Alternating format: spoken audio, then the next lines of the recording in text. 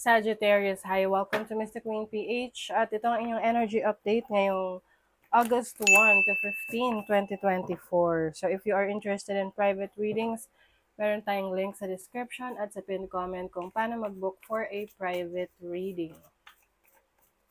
Okay, let's see, Sag. Ano yung update sa inyo?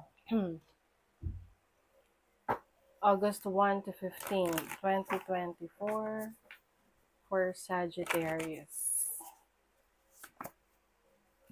Dignified strength. So, I feel like magiging very comfortable kayo ngayong first half ng August sa pag-achieve ng mga goals ninyo. Kumbaga, focus na focus ka dyan. Walang balakid. Oo. Kumbaga, nasa sayo na lang talaga kung ipupurso mo siya, itutuloy mo siya, tatrabahuhin mo siya.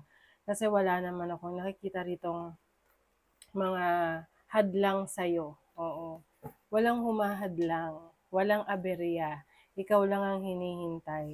You also have the 11th house community. Yung iba sa inyo, you will be part of a group or a community na kung saan meron kayong pare-parehong interest, gusto sa buhay. Maaring you will also be getting support from your community, no? Base sa mga pinupurso mo sa buhay. Halimbawa, ikaw ay nasa social media, content creator, influencer, so you will gain support from the people na naniniwala sa iyong kakayanan. You also have transits climate. So, maaring may mga nagbabago sa situation mo ngayon na kahit na may mga pagbabago, kaya mong mag-adapt. Kaya mong kumbaga umayon or umayon sa agos ng buhay, parang gano'n, no? So, going with the flow ang nasa-sense ko sa inyo. So, kumbaga, suportado ka ng mga taong naniniwala sa kakayanan mo, whether these are your friends, your followers, your family, and at the same time, ikaw rin ay determined na to make things happen for yourself. Like, ma-achieve mo yung mga goals mo sa buhay. Kumbaga, hindi ka sumusuko. Tuloy lang ang laban. Let's see your overall energy. The Tower. Uy, may release, may enlightenment, destruction. Let's clarify this. What is the Tower? The Ace of Swords. Oh, tingnan mo, may change talaga. Oh. May major decision ka, Sagittarius, no? Maaring matagal mo na itong pinag-isipan. And finally, ngayon ka na maglalakas ng loob na gawin yung decision mo na yan. And this will lead you to success. Kasi kumbaga, you are releasing the old and embracing the new. So, pwedeng let's say, trabaho na sa tingin mo ay hindi ka na nag-grow, wala nang improvement, na parang hindi ka na masaya, wala nang fulfillment. You are going to release that. Aalis ka dyan. Yung iba sa inyo, biglaan. Biglaan magre-resign, biglaan may babaguhin sa career. Yung iba naman, this can be sa relationship rin. Na ngayon ka na magkakaroon ng lakas ng loob na magsalita, na i-express yung sarili mo. Kasi for the longest time, yung iba sa inyo nagtitiis sa isang relationship na abusive, no? Abusive, toxic relationship. So, if i-free mo, ipalalayain mo yung sarili mo. What is your challenge? Oh, the Chariot. So, itong challenge sa'yo, maaring maging mabagal yung progress. Okay? Depende na lang to sa actions na gagawin mo. Like what I mentioned kanina, andyan na yung path, andyan na yung daan, naka-open na para sa'yo. Ikaw na lang yung hinihintay na mag-take ng action at i-take yung journey na yan. Syempre, kung hindi ka babiyahe, hindi ka hindi ka dadaan doon sa journey na yan, hindi mo ma-achieve yung gusto mo. So, yun yung challenge sa'yo na pagkakaroon ng lakas ng loob na i-pursue yung mga gusto mo sa buhay. Kasi eventually, you're going to be successful naman eh. So, bakit ano yung ikinakatakot mo? So, actually, wala. Wala ka dapat ikatakot kasi you are geared towards success eh. The chariot is about triumph.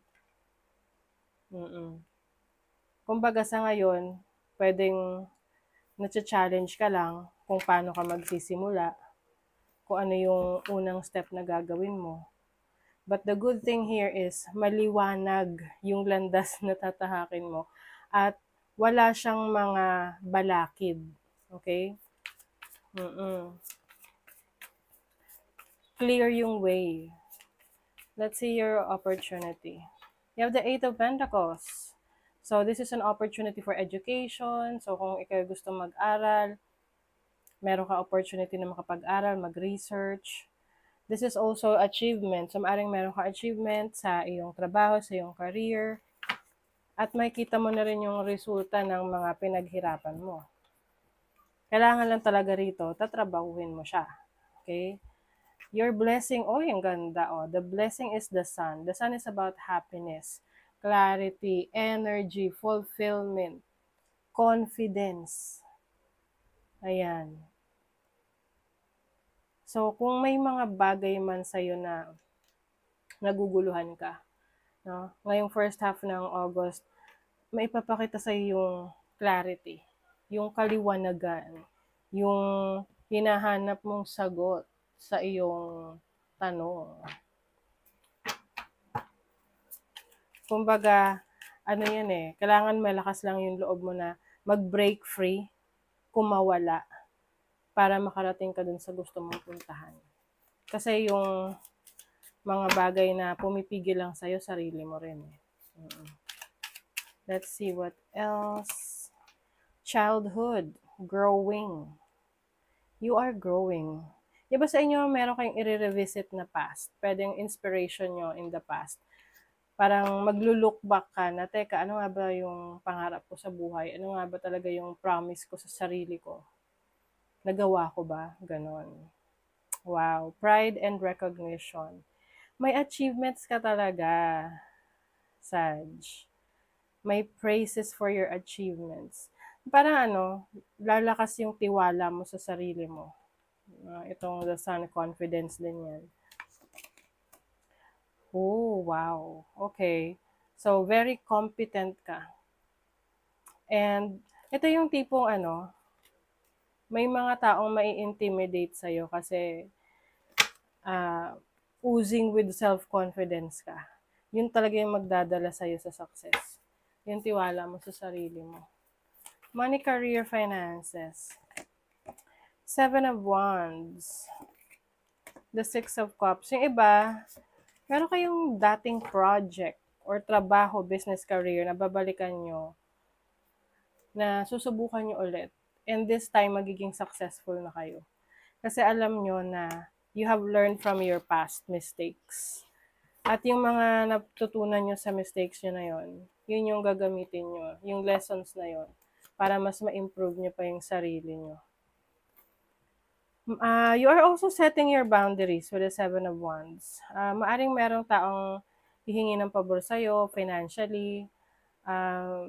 Kumbaga nasa sa'yo yan. You have to set boundaries kasi pwedeng merong taong abusuhin yung kabutihan mo. So, you have to set boundaries. Objective, yes. You are writing down your goals. Sigurado ka sa mga gusto mo pagdating sa career path mo. Yung mga gusto mong ma-achieve sa finances mo. So, makakatulong rin yung sinusulat mo talaga para nare-remind ka na ano na yung estado nun. You have the Empress sa love life, Page of Wands. Some of you, merong glow up. At dahil sa glow up nyo na yan, maraming makakapansin sa inyo.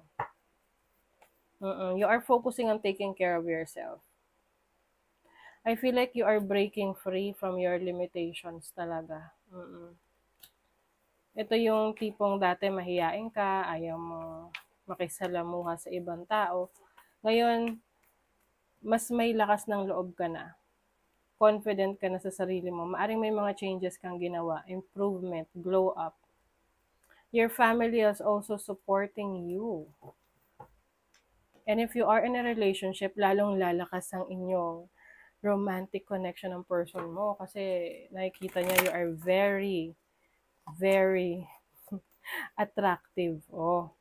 Detach your emotions from situations that you cannot control. Ayun, yung mga bagay na hindi mo kontrolado, wag mo hayaan na maapektuhan ka, especially emotionally. Taking a leap of faith, so mas malakas yung loob mo ngayon na sumubok ng mga bagong bagay, take risks, ganyan. Okay? So that is your reading, Sagittarius. Thank you so much. Bye!